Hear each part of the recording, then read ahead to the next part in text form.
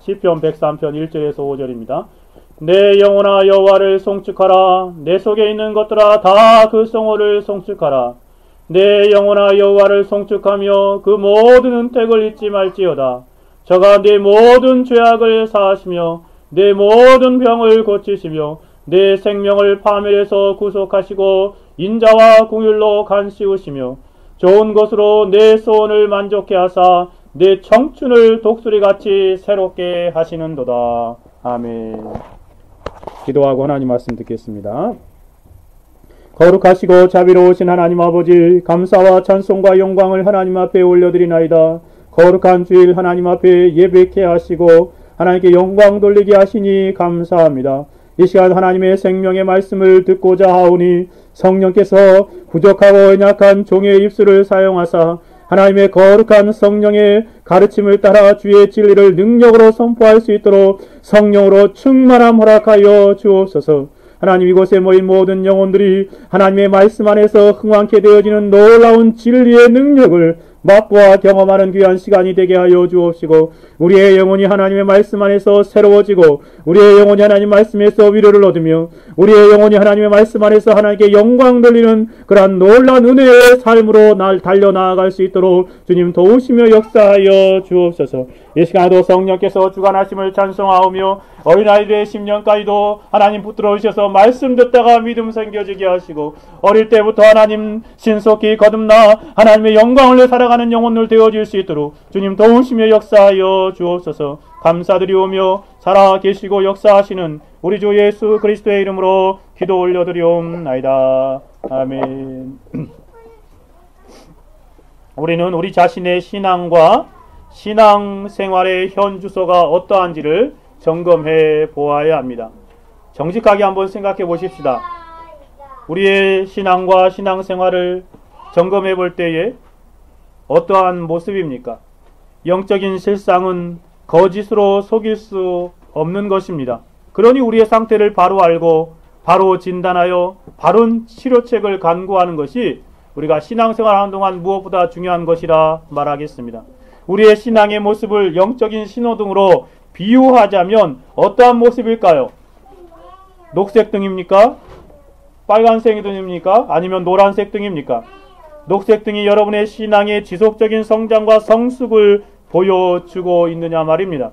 아니면 빨간 등이어서 그대로 멈추어 서 있는 자신의 신앙의 모습을 보여주고 있는 것입니까?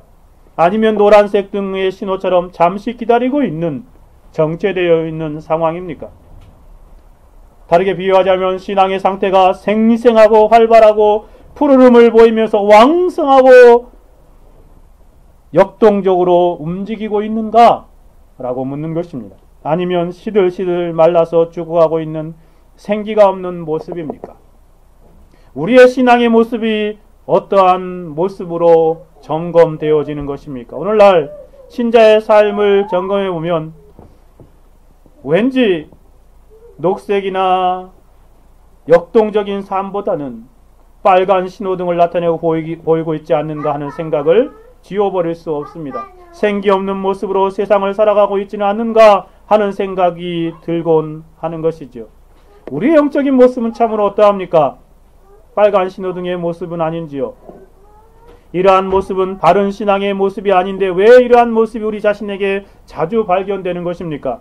신앙생활을 하면 할수록 이렇게 점점 더 힘을 잃어버리고 생기를 잃어버리고 시들시들해지는 것은 왜입니까?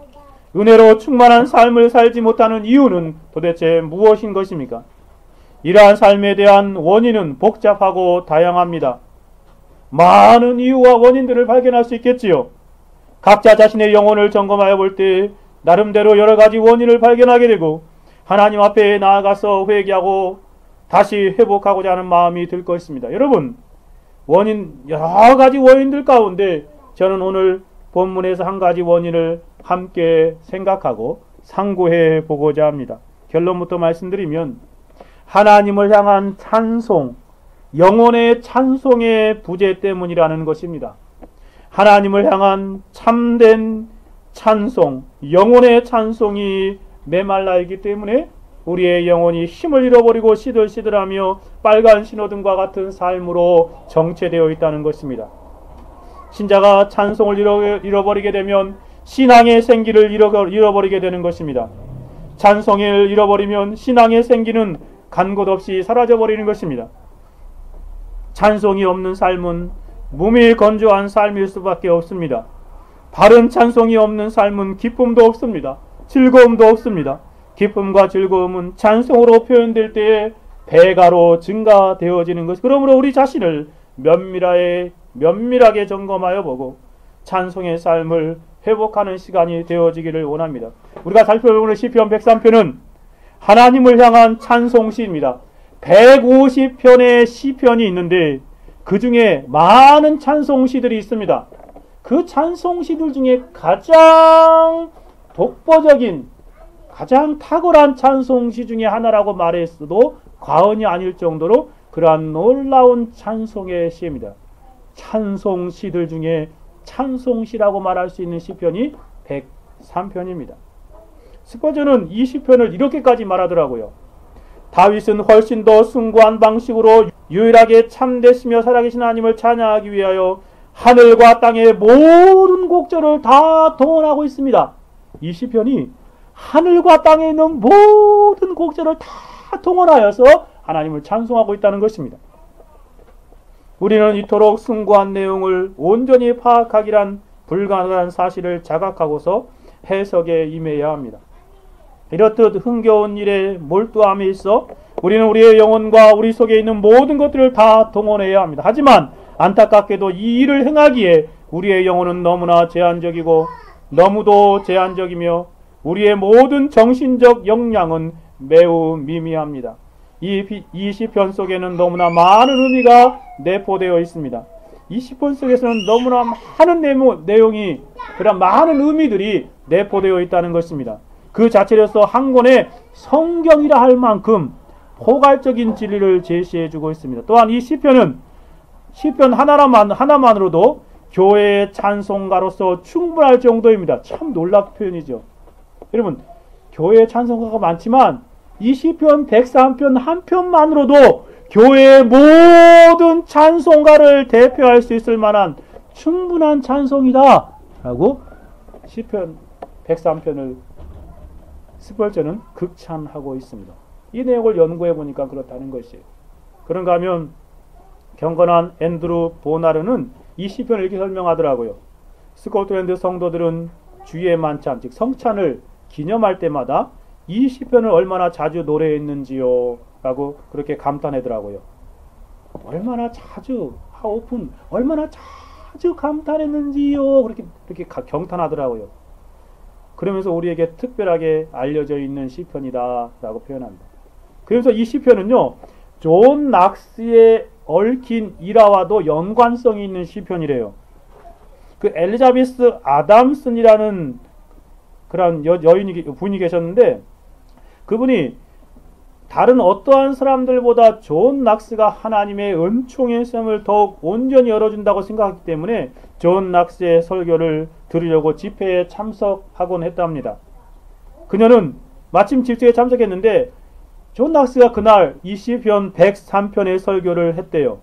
그 시편 103편의 설교를 들을 때에 그 엘리자베스 아담스라는 여인이 그리스도와 그의 안식안으로 인도되었다라고 그렇게 표현하더라고요. 그렇게 되기까지 그녀의 영혼은 그 설교를 듣기 전까지 영혼의 격한 고뇌와 고난 가운데, 고통 가운데 있었음을 표현하면서 이렇게 말해요. 그녀는 이렇게 표현합니다.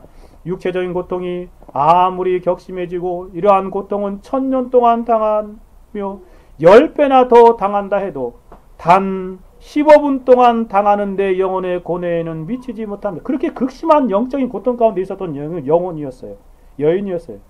그런데 존 낙스의 시편 103편 설교를 듣다가 그의 영혼이 놀랍게 은혜를 누리게 된 것입니다. 그 여인은 떠나기 전 이 시편을 다시 한번 읽어줄 것을 요청했습니다. 고뇌하는 내 영혼이 처음으로 하나님의 자비를 맛본 것은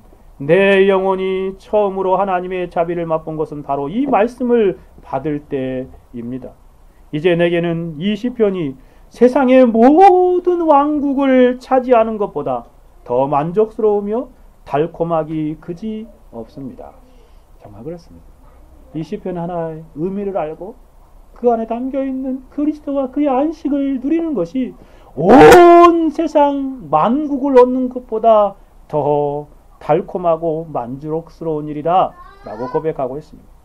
시편 103편 안에는 이와 같이 고뇌하는 영혼들을 위한 하나님의 놀라운 자비와 위로와 긍휼과 은혜가 담겨져 있습니다.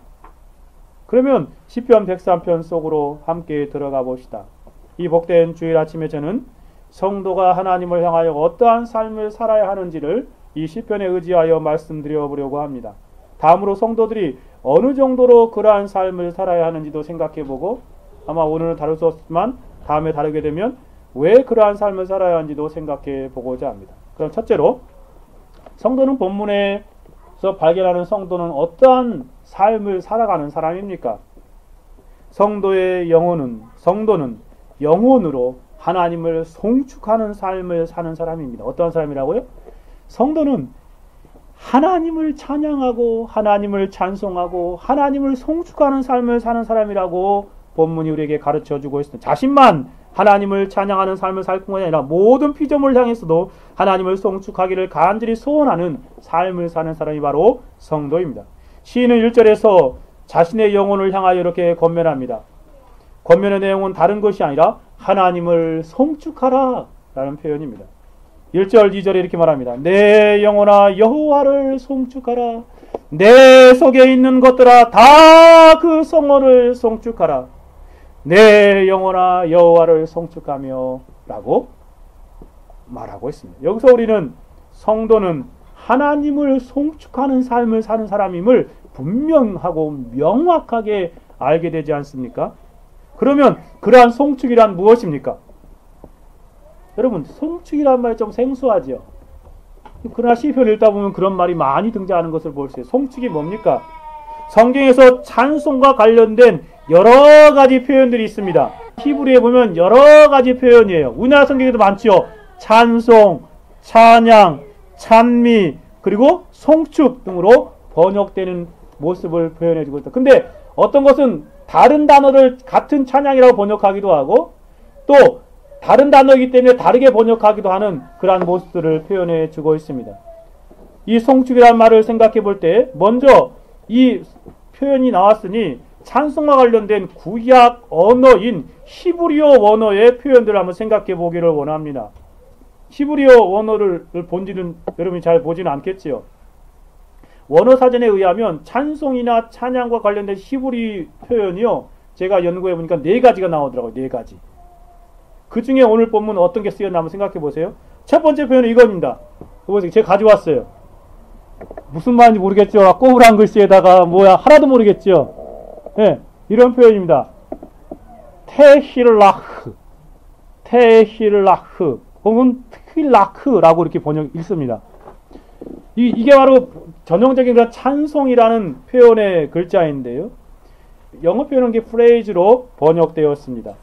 하나님에 대한 찬송에 쓰여지는데 성경에 많이 등장합니다. 이 표현이 등장하는 것이 어디냐면 시편 22편 3절에 보면 이렇게 표현했습니다. 이스라엘의 찬송 중에 거하시는 주여 주는 거룩하리. 거기서 찬송이 바로 이거 뭐예요? 테힐라흐, 티힐라흐라고 이렇게 표현하고 있습니다. 25절에서 대중에 나의 찬송은이라고 말할 때 그 찬송도 바로 이 단어를 쓰고 있습니다. 티힐라흐. 근데 이 단어는요, 지금 명령형입니다. 명령. 찬송하라 명령인데 이 단어가 원래 쓰였던 단어가 요게 지금 변화형이거든요. 근데 여기 잘 보세요. 요거 자음이거든요. 요거 자음이죠. 요거죠. 요거만 표현돼 가지고 나온 게 여기 있어요. 이게 뭐냐면 할랄이라는 표현입니다.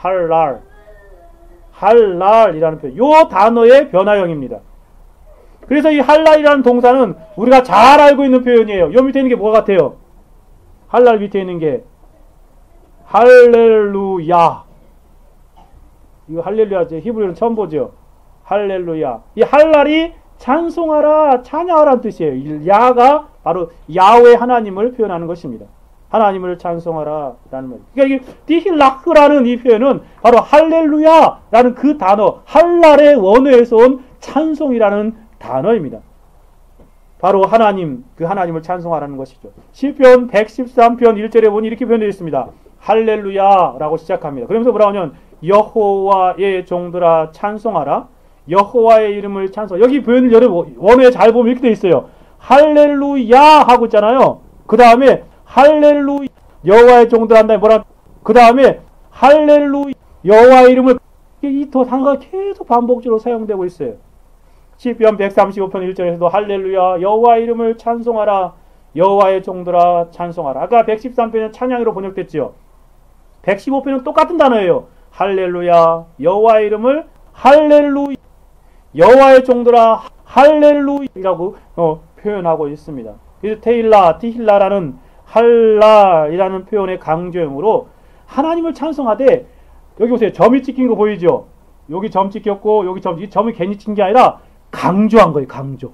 그래서 아주 하나님을 향하여 찬송하는 것을 강하게 권면하는 것입니다. 그래서 오늘 하나님 앞에 찬양할 때 그냥 밋밋하게 찬양하라 그 정도가 아니라 반드시 해야 하는 하나님을 찬송함에 있어서 그 강한 권면을 우리에게 주고 있는 표현들인 것입니다. 이 할랄이라만 두 가지로 쓰이고 있는 넓은 의미에서는 하나님을 향하여 기쁨이나 감사의 감정을 표현한 것. 여러분, 하나님을 찬송한다는 것은요, 우리의 감정이 하나님 앞에 그렇게 표현되는 것이에요.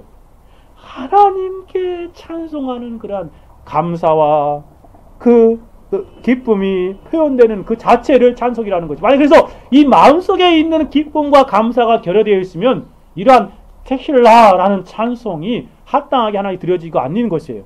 뿐만 아니라 좁은 의미로서는 이것은 예배 가운데에서 노래와 음악을 연주하는 것을 표현하기도 합니다. 그래서 예배 가운데 나타난 음악을 이 테힐라라는 단어를 그 신약의 언어인 헬라어에서 흉노스라고 번역합니다. 흉노스. 여러분 영어 표현의 힘이라는 표현이죠. 힘. HYMN.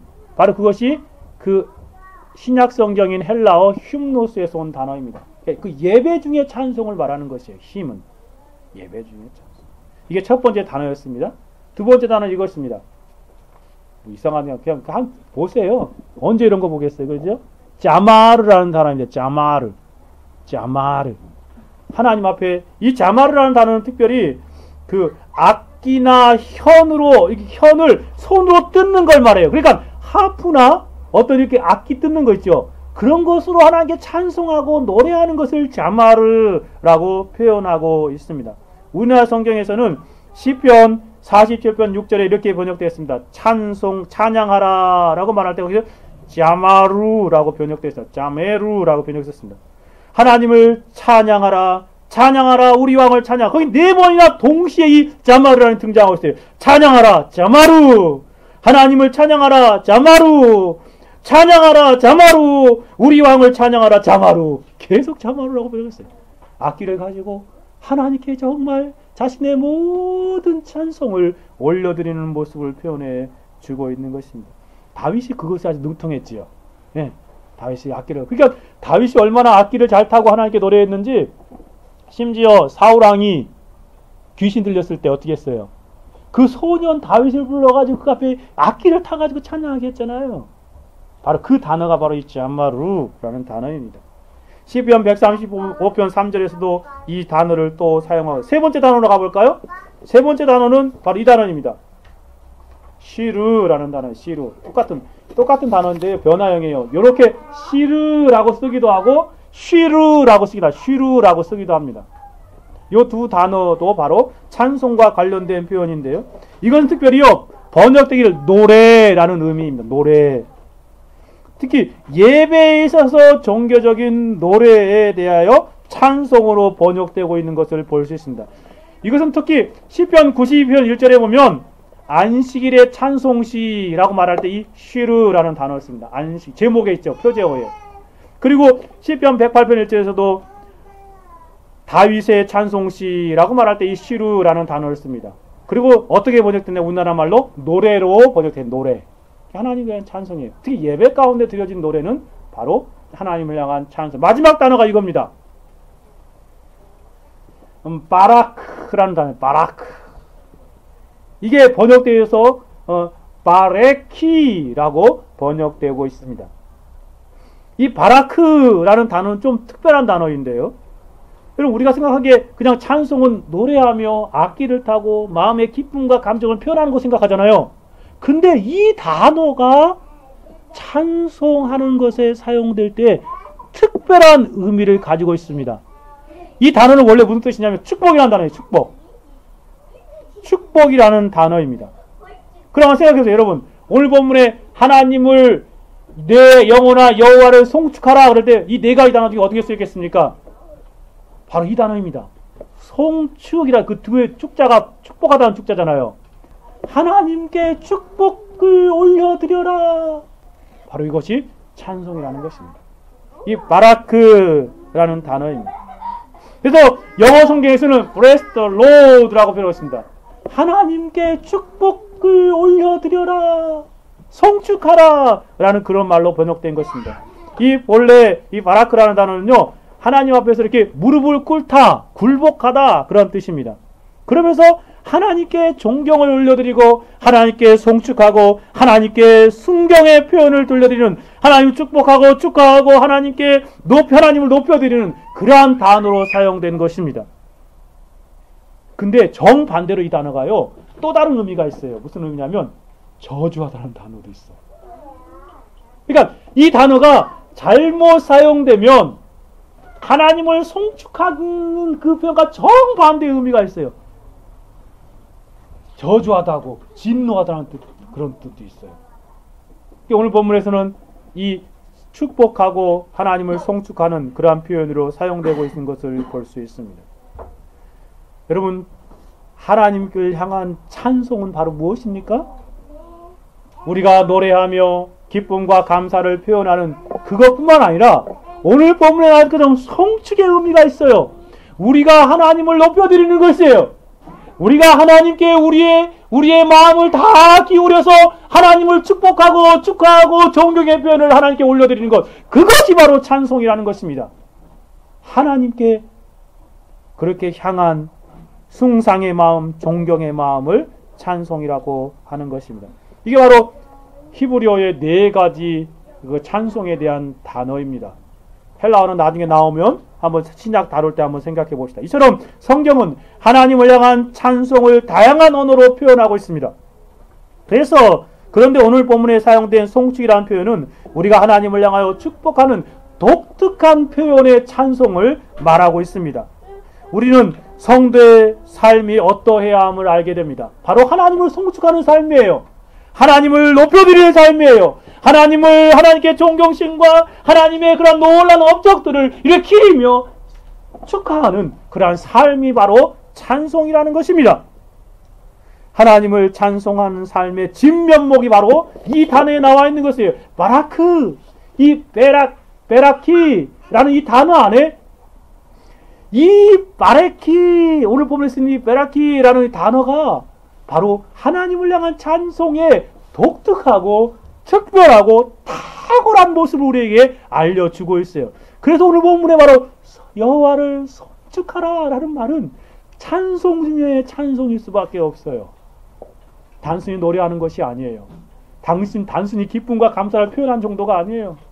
하나님을 숭상하고 하나님을 높여드리는 것, 이것이 바로 참된 의미의 찬송임을 우리에게 말해줍니다. 입술로만이 아니라 삶과 행동으로 하나님을 높여드리는 것입니다. 하나님을 송축하고 하나님을 축복하는 삶을 사는 것이 신자의 삶이, 사실 여러분, 하나님을 송축하라 라고 말하고 있는데 이 하나님을 송축하고 축복하는 삶은 하나님께서 우리를 만드신 목적이지 않습니까? 그렇죠? 내가 이 백성을 나를 위하여 지었나니 나의 찬송을 부르게 하려 함이라 라고 말한 것이 무엇입니까? 우리를 만드신 목적이지 않습니까? 하나님 앞에서 우리가 하나님을 높여드리는 삶, 그것이 바로 창조의 목적입니다. 뿐만 아니라 이 세상을 창조한 목적이 바로 그것입니다. 모든 피조물들은 하나님을 찬송하고 송축하는 삶을 살아가야 하는 것입니다. 이 하나님을 찬송하고 송축하는 삶이 결핍되어 있으면 만들어진 목적대로 살지 않는 것이기에 합당한 삶을 살아갈 수 없습니다. 만들어진 목적대로 사용될 때 가장 바르게 사용되는 것이지 않습니까? 거기에 참된 행복이 있습니다. 마찬가지로 인생들이 하나님을 향한 찬송을 잃어버리면 모든 것이 깨어질 수밖에 없는 것입니다. 더 나아가 봅시다. 여호와를 송축하라, 송축하라 라고 말씀하신 이후에 대상이 누구를 송축해야 되는지를 본문은 분명히 말하고 있습니다. 그것은 여호와를 이라고 말합니다. 1절에 보십시오. 두 가지 표현을 등장하죠. 첫 번째 여호와를 송축하라. 두 번째는 뭐예요? 그 성호를 송축하라 라고 표현하고 있습니다. 여호와는 언약의 하나님을 표현한 것입니다. 즉 우리보다 한 발 앞서서 우리를 위해 행하시는 언약의 하나님을 찬양하는 삶을 살아갈 것이라는 것이에요. 항상 우리 가운데 은혜 가운데 역사하시고 언약하신 대로 이루시는 그 놀라운 하나님, 그 하나님을 생각하며 찬송하라, 송축하라 라는 것입니다. 우리는 하나님의 존재하심을 생각하고 찬송하는 삶을 살아야 하겠습니다. 하나님의 속성들, 성품들을 주제로 하나님을 높여드리는 삶을 살아야 하는 것이지요. 이렇게 송축하는 삶을 살아요. 여러분, 찬송이라는 것은요, 하나님을 송축하는 삶이라는 것은 하나님을 높여드리는 것이라고 말했죠. 곡절을 안 붙여도 상관이 없습니다. 우리의 마음 안에 또 우리가 기도할 때도 하나님을 송축하고 하나님께 높여드리는 그런 기도를 하면 그 자체가 하나님을 찬송하는 것이에요. 곡절을 사용하든 사용하지 않든 그것은 중요하지 않습니다. 우리의 마음 안에 하나님을 숭상하는 마음과 하나님을 높여드리는 그러한 내용과 표현이 중요한 것입니다. 그래서 여러분이 하나님을 찬송할 때 이런 것입니다. 이렇게 하나님을 송축할 수 있어요. 이렇게요. 영이신 하나님을 찬송합니다. 여러분 마음 안에 정말 그런 마음으로 올려드리는 것입니다. 무한하신 하나님을 찬송합니다. 무궁하시고 영원하신 하나님을 찬송합니다. 세상의 모든 것들은 변하지만 불변하신 하나님을 찬송합니다. 살아계신 하나님을 찬송합니다. 가장 지혜로우신 하나님을 찬송합니다. 전지전능하신 하나님을 찬송합니다. 거룩하신 하나님을 찬송합니다. 공의로우신 하나님을 찬송합니다. 인자와 자비와 긍휼과 사랑과 은혜가 풍성하신 하나님, 그런 마음으로 하나님을 불러드리고 높여드리면 그것이 찬송이라는 것이에요. 천지와 만물, 사람을 창조하신 하나님을 그것을 인정하고 고백하는 것이 찬송이라는 것입니다. 모든 일을 섭리 가운데 선하게 이루신 하나님, 그것을 고백하는 것이 바로 찬송입니다. 우리의 구속을 이루신 하나님, 그것이 찬송입니다. 심판자이신 하나님을 인정하고 찬송합니다. 이것이 바로 여호와를 송축하는 것입니다. 하나님의 속성과 하나님의 성품을 생각하며 그들을 입술로 고백하며 높여드리는 것입니다. 그것이 바로 찬송입니다. 그것이 바로 송축입니다. 그러한 삶을 살아가는 것이 인자의 삶이라는 것이에요. 이 땅에 많은 사람들은 사람들을 높이고 이렇게 숭상하며 살아가지만 우리는 오직 하나님을 높이고 하나님을 존경하며 하나님께 모든 축복을 올려드리는 그런 삶을 살아가는 것이 신자의 삶의 모습. 그것이 바로 송축이라는 말 안에 들어있는 것이고 그 대상이 여호와라는 말씀에서 우리가 깨닫게 됩니다. 뿐만 아니라 그의 성호를 송축하라 라고 표현하고 있지요.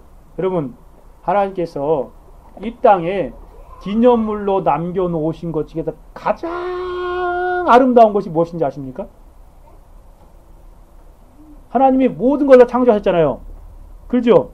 그 중에 하나님이 이 땅에 기념물로 남겨놓으신 것에 가장 아름답고 가장 보배로우며 가장 귀중한 것이 무엇인지 아십니까?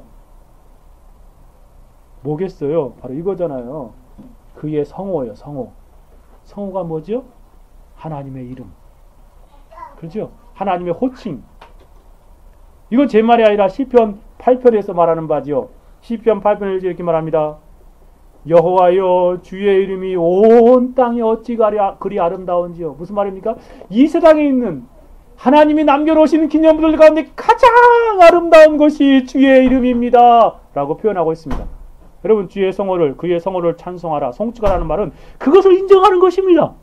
하나님의 이름의 고귀함과 하나님의 이름의 아름다움들을 그 마음 안에서 고백적으로 표현하는 것입니다. 그것이 바로 하나님의 성호를 송축하는 것입니다. 여호와 우리 주여, 주의 이름이 온 땅에 어찌 그리 아름다운지. 참으로 놀랍지 않습니까? 주의 이름보다 아름다운 것이었습니다. 그래서 찬송가 102장에서는 그렇게 찬송을 하지요. 뭐라고 찬송합니까? 주 예수보다 귀한 것은 없네. 그 이름을 찬송하는 것입니다. 정말 그 하나님의 놀라우신 이름, 그 이름이 가장 아름다운 것이에요. 그 찬송가 가운데 그 이름에 대한 찬송들이 많이 나오는 것이 바로 그것입니다. 그러므로 우리는 하나님의 이름을 송축하는 삶을 살아야 하겠습니다. 여러분, 우리가 잘 아는 것처럼 하나님의 이름은 크게 세 가지 이름이 있지요. 첫 번째 이름이 뭐예요? 엘로힘. 두 번째 이름은 여호와. 하나는 아도나이라는 이름, 세 가지 이름이 있습니다. 엘로힘은 전능하신 하나님을 말하는 것이죠. 창조자 하나님. 그 엘로힘 전능하신 창조자 하나님을 생각하며 하나님께 찬송하는 거예요. 하나님은 엘로힘이십니다 라고 고백하는 거예요. 그죠? 전능하신 분이십니다. 천지 우주 모든 만물을 만드시는 전능하신 이름을 가진 하나님의 이름을 찬송하는 것입니다. 거기에는 삼위일체 하나님도 들어있지요. 성부, 성자, 삼위일체 하나님의 이름을 찬송하는 것입니다. 그러면 여호와라는 이름도 하나님의 별칭인데, 기념칭호인데, 여러분 잘 아는 것처럼 하나님의 이름을 찬송할 때 우리는 그 여호와 안에 등장하여 있는 모든 신자들의 관계 가운데 등장하는 기념칭호임을 알 수 있죠. 그래서 여호와라는 말에는 많은 별칭이, 그 성호가 붙어있죠. 호가 붙어있죠. 그러니까 여호와라는 말 안에는 닉네임이 많이 붙어있어요. 뒤에. 무슨 네임이죠? 왜 그러냐면, 그걸 어떻게 발견한 거냐면요, 성경에 보면은 여호와 나오고 그 다음에 그 어떤 여호와인지를 설명하는 구절들이 많이 있습니다. 그 표현 때문에 그걸 나란히 붙어있기 때문에 그렇게 표현한 거예요. 여러분 잘 아는 것 여호와 이래. 어떤 하나님이죠? 준비하시는 하나님이다. 우리의 모든 삶을 준비해 주시는 하나님. 우리보다 조금 앞서 행하시며 우리의 삶을 준비해 주시고 예비해 주신 하나님. 그것을 높이며 찬양하는 것이에요. 그리고 여호와 라파, 우리의 모든 질병에서 치료하시는 하나님. 여호와 니시, 승리케 하시는 하나님. 여호와 샬롬, 평강을 주시는 하나님. 여호와 ጼ바오트, 모든 전투에서 우리를 도우시는 하나님. 그 하나님을 송축하는 것이에요. 그리고 여호와 샴마, 거기 계시에서 우리를 지켜주시는 하나님. 여호와 치트키누, 우리의 의가 되시는 하나님. 그리고 여호와 라하, 목자 되시는 하나님. 이 밖에도 많은 칭호가 있습니다. 여호와 다음에 나오는 한 8가지만 들었을 뿐이에요. 우리가 각자 이렇게 하나님께 이 성어들을 송축해 드리는 것이에요. 그 안에 담겨있는 의미들, 그 이름의 의미들을 붙들고 하나님을 높여드리는, 그것이 바로 하나님을 송축하는 삶의 모습인 것입니다. 그리고 아도나이라는 말은 주라는 의미입니다. 우리의 주인 되시는 하나님. 주인 되시는 하나님을 날마다 인정하며 고백하고 찬송하는 삶을 사는 것이 신자의 삶입니다. 뿐만 아니라 삼위일체 하나님의 각각 주어진 이름도 있지요. 성부 하나님, 주 예수 그리스도, 성 보혜사 성령, 이것들도 우리가 하나님께 찬송의 제목을 삼아서 높여드리고 하나님 숭상하며 축복해야 할 그러한 성호들인 것입니다. 우리는 이 땅에서 하나님의 이름을 그렇게 찬송하며 높여드리는 삶을 살아가는 존재들이고 성도들임을 다시 한번 생각해 보아야 합니다. 어린 학생들이, 중고등학생 학생들이 자기가 좋아하는 연예인 앞에서 막 소리를 지르면서 그의 이름을 막 부르잖아요. 여러분, 우리는 하나님을 향하여 우리 전 존재를 모두어서 그 이름을 부르며 하나님께 찬송해야 하는 것입니다. 하나님 높여드리는 것이에요. 그들은 하나님에 비하면 아무것도 아니지 않습니까? 한낱 비전에 불과한데 그렇게 인간을 이름을 부르고 노래하는데, 우리는 만군의 여호와 하나님, 창조주 하나님, 우리를 구원하신 심판주 하나님을 어찌 노래하지 않을 수 있겠습니까? 우리를 만드신 그 하나님, 우리를 구속하신 하나님, 그 하나님의 이름을 불러가며 이 땅에서 찬송하는 삶을 살아야 마땅한 것입니다. 여러분, 제가 설교를 시작하면서 서두에 말씀드렸지요? 우리의 영혼이 왜 이렇게 시들시들하는가? 그 하나님을 향한 찬송을 잃어버리기 때문에 그렇습니다. 하나님을 향한 찬송이 회복되어야 합니다. 특히 오늘 본문의 표현처럼 하나님을 송축하는 삶이요. 오늘날은 참 안타까운 것은 뭐양 찬양대들이나 또 성가대들이나 또 중창단이나 막 솔직히 그 노래를 하는데 교회에서도 하나님을 향한 송축의 삶이 아니라 자신들의 어떤 노래 실력을 드러내는 것이고 사람들 들으라고 부르는 그러한 모습들을 볼 때 참으로 안타깝지 않습니까?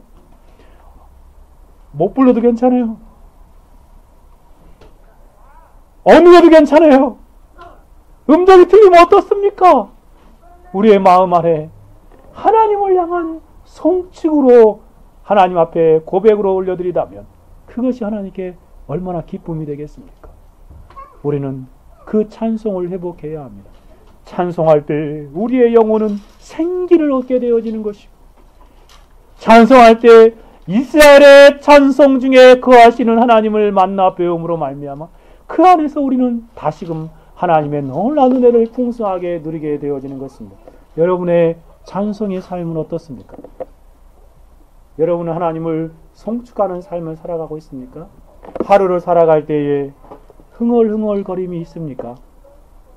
하나님을 향한 찬송의 삶을 회복해야 하겠습니다. 둘째로 가봅시다. 시인은 자신만 그렇게 하나님을 송축하라고 말하는 것이 아닌 걸 보십니다. 자신뿐만 아니라 모든 피조물을 향해서도 하나님을 송축하라 라고 권면하고 있음을 보게 됩니다. 20절로 가볼까요? 시편 103편 20절 한번 같이 읽어봅시다. 시작. 능력이 있어 여호와의 말씀을 이루며 그 많은 소리를 듣는 너희 천사여. 누구를 향하여 지금 여호와를 송축하라고 말합니까? 너희 천사여 여호와를 송축하라. 여러분, 천사는 하나님을 찬양하라고 만드는 존재들이죠.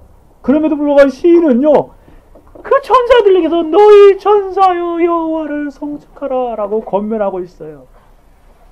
자신뿐만 아니라 정말 모든 그러한 영적인 피조물들이 하나님을 송축하기를 원하는 것입니다. 그런가 하면 21절에서 이렇게 표현하죠. 같이 읽어봅시다. 여호와를 공사하여 그 뜻을 행하는 너희 모든 천군이여 여호와를. 이 천군도 바로 하늘에 속한 12 그런 진영도 더 되는 천군 천사들을 말하는 것입니다. 그들을 향하여 다 여호와를 송축하라, 여호와를 송축하라 라고 그렇게 권면하고 있습니다. 영적인 모든 피조물을 향하여 하나님을 송축하는 것이 마땅한 삶이다 라고 고백하는 것입니다. 마지막으로 22절에서는 모든 피조물을 향하여 이렇게 설명하지 않습니다. 같이 한번 읽어봅시다. 시작. 여호와의 지으심을 받고 그 다스리는 모든 곳에 있는 너희 여호와를 송축하라. 너희 여호와를 송축하라. 하나님의 피조된 모든 피조물을 향하여 여호와를 송축하라. 그것도 강하게 여호와를 송축하라 라고 권면하고 있습니다. 이처럼 참된 성도는 자신만 하나님을 송축하는 삶을 사는 것이 아니라 모든 피조물들이 하나님을 찬양하고 송축하는 삶을 살아가기를 원하는 것입니다. 마지막으로 그러면서 내 영혼아 여호와를 송축하라 라고 또 한 번 권면하고 있습니다. 사랑하는 여러분, 성도는 이처럼 하나님을 송축하는 삶을 사는 사람입니다. 여러분, 시인처럼 하나님을 향하여 찬양과 찬송과 찬미와 송축을 올려드리며 살아가고 계십니까? 여러분 자신들뿐만 아니라 온 세상에 하나님을 찬송하고 높이는 삶이 가득하기를 소원하고 간절히 열망하며 기도하고 그렇게 하나님을 찬송하는 삶을 살아가는 것이 신자의 마땅한 삶의 모습입니다. 세 번째로 나가봅시다. 그러면 하나님을 찬송할 때 어느 정도로 찬송해야 할까요? 어느 정도로 찬송해야 합니까? 하나님을 찬송하고 송축하는 삶의 그러한 정도는, 깊이는, 찬송의 깊이는 어느 정도여야 하는 것입니까? 오늘 보면 두 가지만 우리에게 두 가지를 알려주고 있는데 같이 한번 살펴보기를 원합니다. 다시 한번 1절로 가봅시다. 1절 다시 한번 읽어볼까요? 시작. 내 영혼아 여호와를 송축하라. 내 속에 있는 것들아 다 그 성호를 송축하라. 여기 보십시오. 어느 정도로 하나님을 송축해야 될지를 표현해주고 있지요. 어느 정도입니까? 영혼으로 찬송하고 송축하는 삶을 살라라고 권면하고 있습니다. 단순히 입술 아니죠. 네. 단순히 목소리가 아니죠. 영혼으로 내 영혼아 여호와를 송축하라 라고 권면하고 있습니다.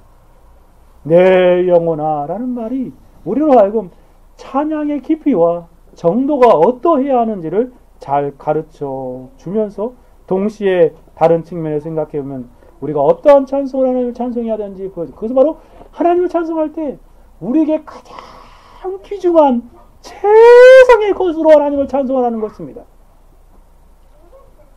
최상의 것으로 하나님을 찬송하는 삶을 살려는 것이에요.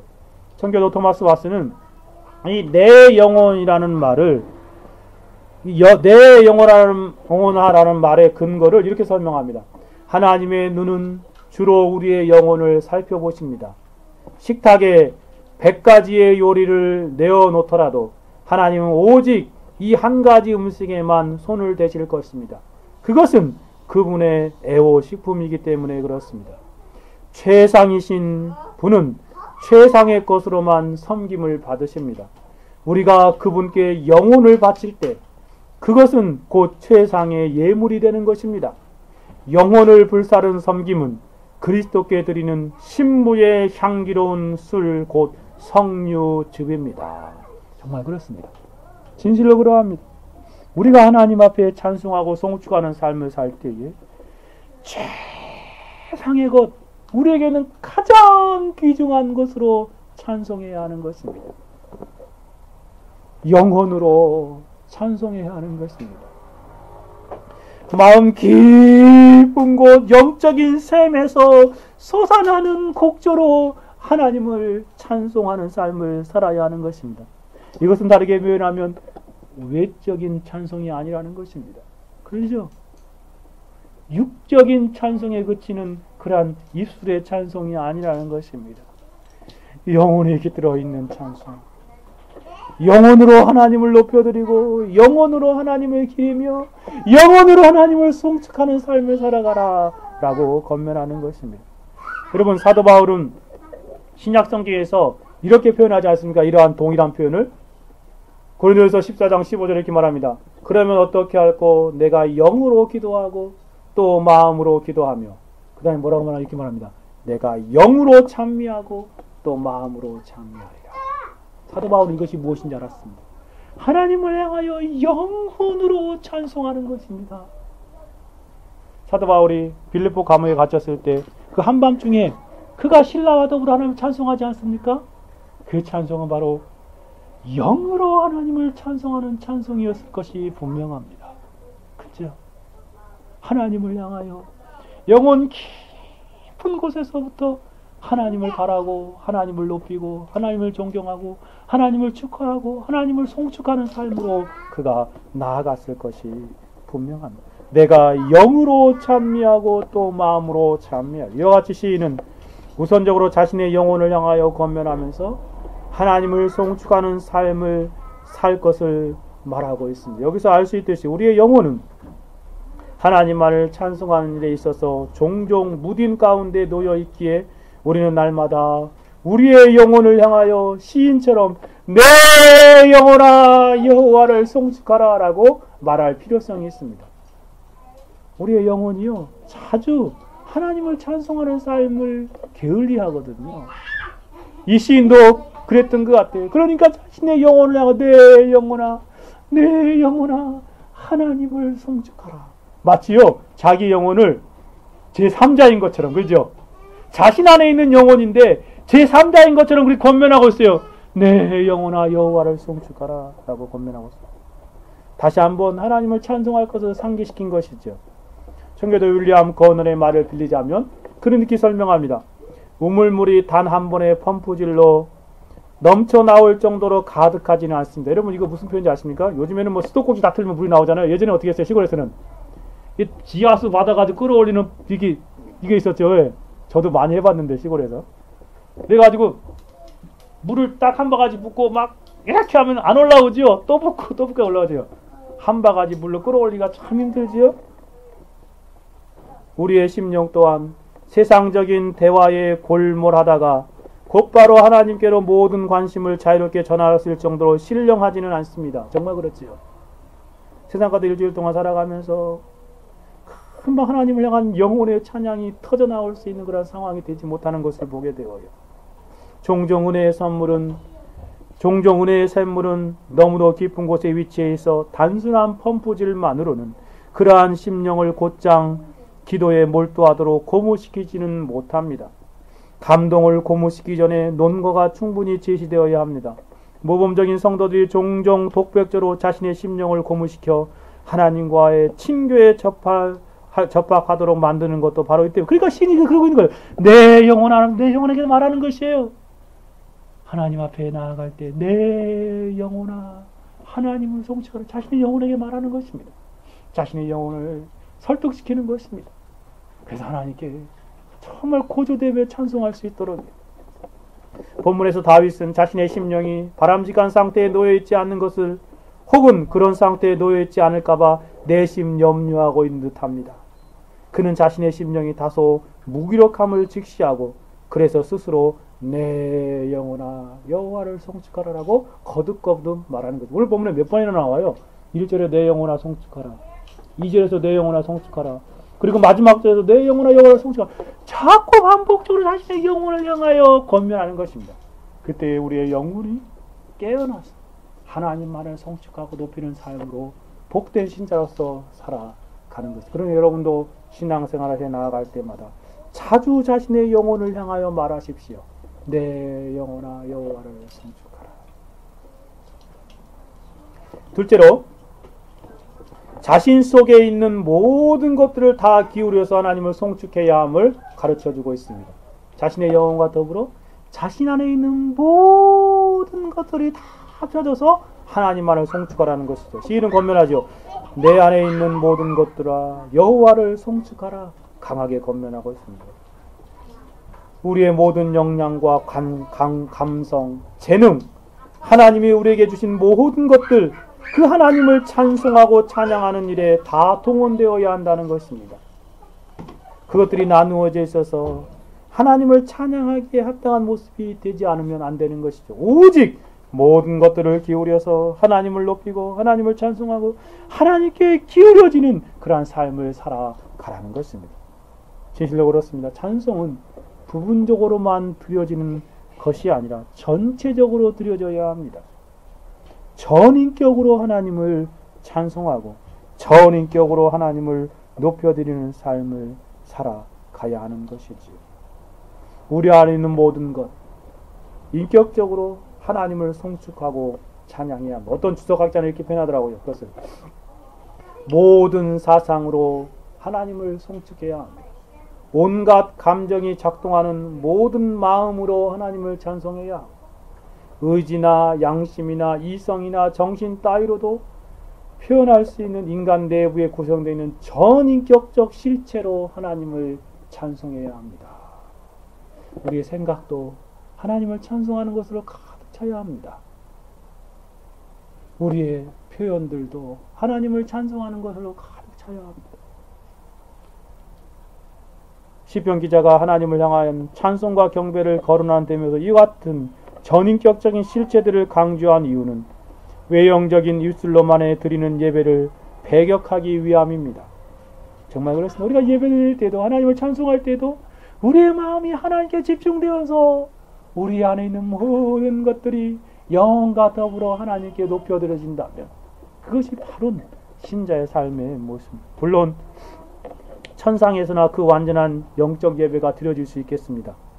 그러나 이 같은 전인격체를 실체를 동원한 예배를 드리겠다는 결심이 있다면 어느 정도 훌륭한 영적 예배를 매주 드릴 수 있는 것입니다.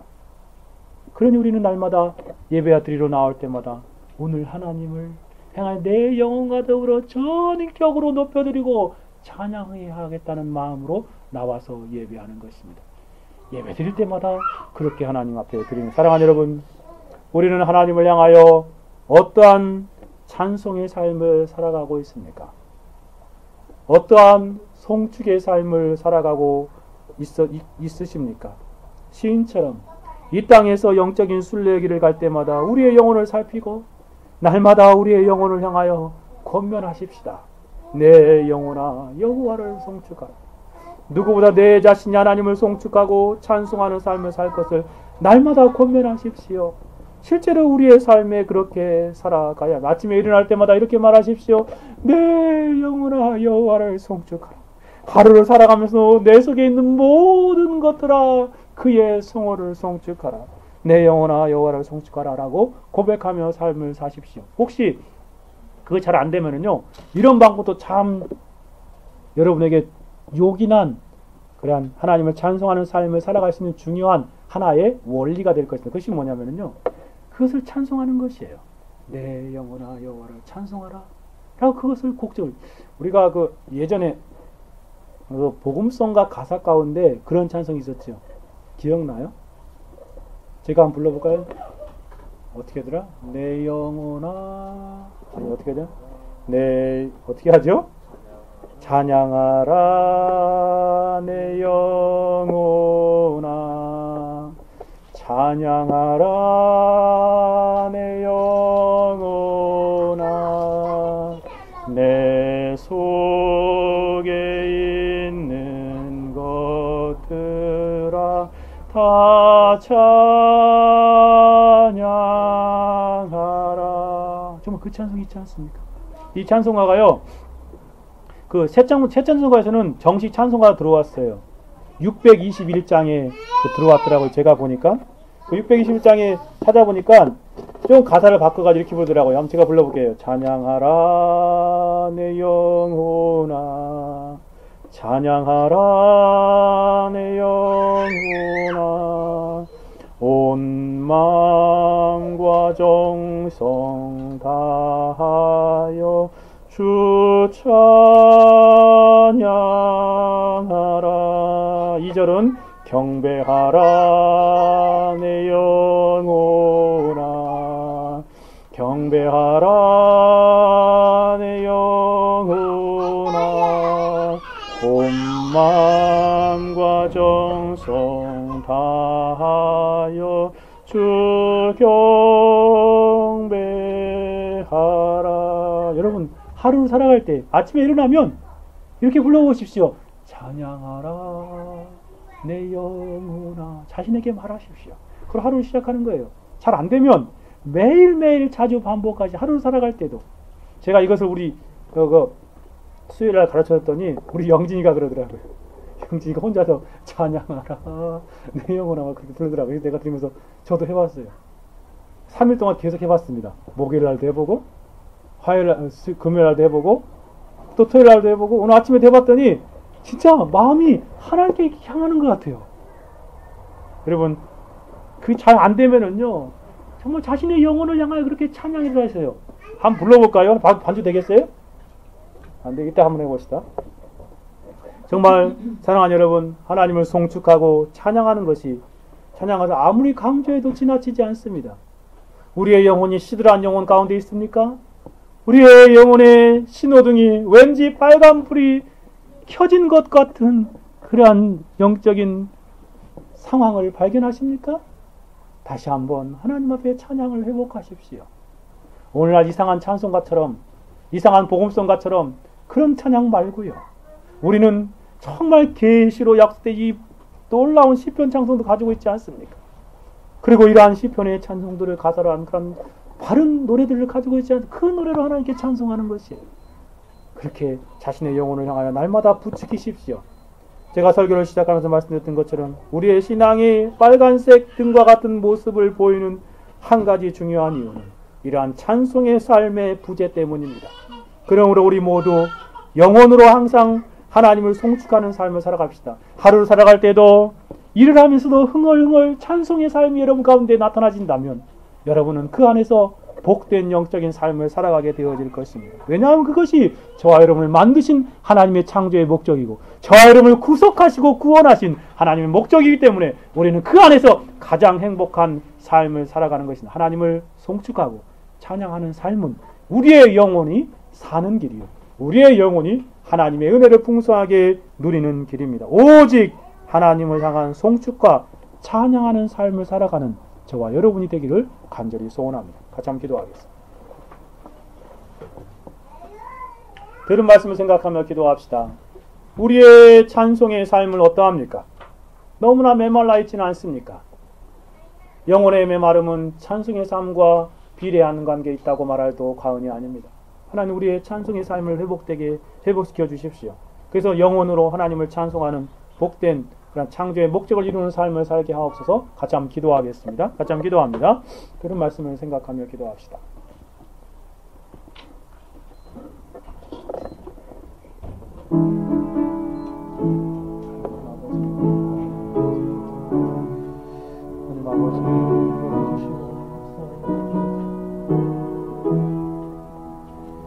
아버지 앞에 참된 찬송의 삶을 살아갈 수 있도록 좀 도와주시고 역사하여 주시기를 간절히 소원하고 바라옵나이다.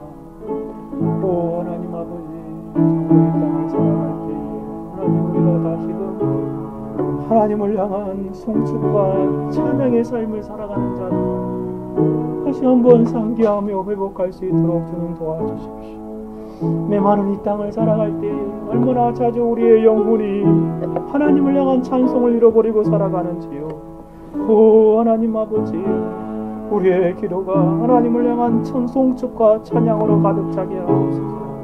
우리의 영혼이 하나님만을 오직 찬송하며 하나님만을 높여드리는 인생으로 이 땅을 살아갈 수 있도록 주님 도와주십시오. 오 하나님 아버지, 찬송이 회복되어서 우리의 영적인 삶이 창조의 목적대로, 구속의 목적대로 그 영광을 찬미하는 삶을 살아가는 복된 인생들이 되어질 수 있도록 주님 도와주옵소서. 오 하나님 아버지, 그렇게 우리에게 은혜를 베풀어 주시기를 간절히 소원하고 바라고 나올 때 홀로 영광 받으시기구나 살아계시고 역사하시는 우리 주 예수 그리스도의 이름으로 기도 올려